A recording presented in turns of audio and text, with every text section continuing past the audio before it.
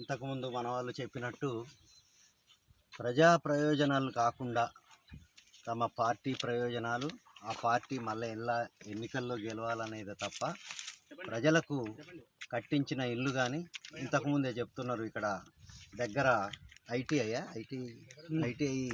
College ఒకటి పెడతామని శంకుస్థాపన కూడా చేశారట. కానీ అది మేబీ కాంగ్రెస్ వాళ్ళు చేసి ఉంటారు. సో వాళ్ళు చేశారు కాబట్టి మళ్ళీ ఐటీఐ కాలేజ్ మేము చేయం. అసలు మొత్తం రాష్ట్ర వ్యాపితంగా అసలు కొత్త గదులే కట్టిన పరిస్థితి లేదు. అంటే సెక్రటేరియట్, ప్రగతి భవన్లు మాత్రం ప్రగతి భవన్ ఎంత 6 నెలల్లో కట్టేసుకున్నాడు.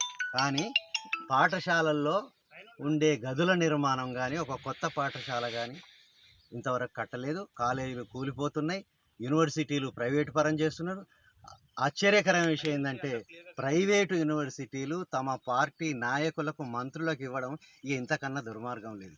కాబట్టి మిత్రులారా, ఈ ఎన్నికల సందర్భంగా ప్రతి ఇంట్లో ఒక బూత్గా మార్చుకొని ముందు కుటుంబాన్ని కన్విన్స్ చేసి, ఆ తర్వాత పక్క వాళ్ళని కన్విన్స్ చేసి, ఆ బూత్లో ఉన్న ఆ ప్రాంతాన్ని కన్విన్స్ చేసి, ఆ గ్రామాన్ని, బస్తీని కన్విన్స్ చేసి ఈ దుర్మార్గపు పాలనకు అంతం పలకాలి. ఈ టీఆర్ఎస్ కానీ బీఆర్ఎస్ పేరు మీద వచ్చిన ఈ కారు గుర్తు ఓడించాలి. అలాగే బీజేపీ పార్టీని కూడా ఓడించాలి. వీళ్ళిద్దరూ తోడు దొంగలే.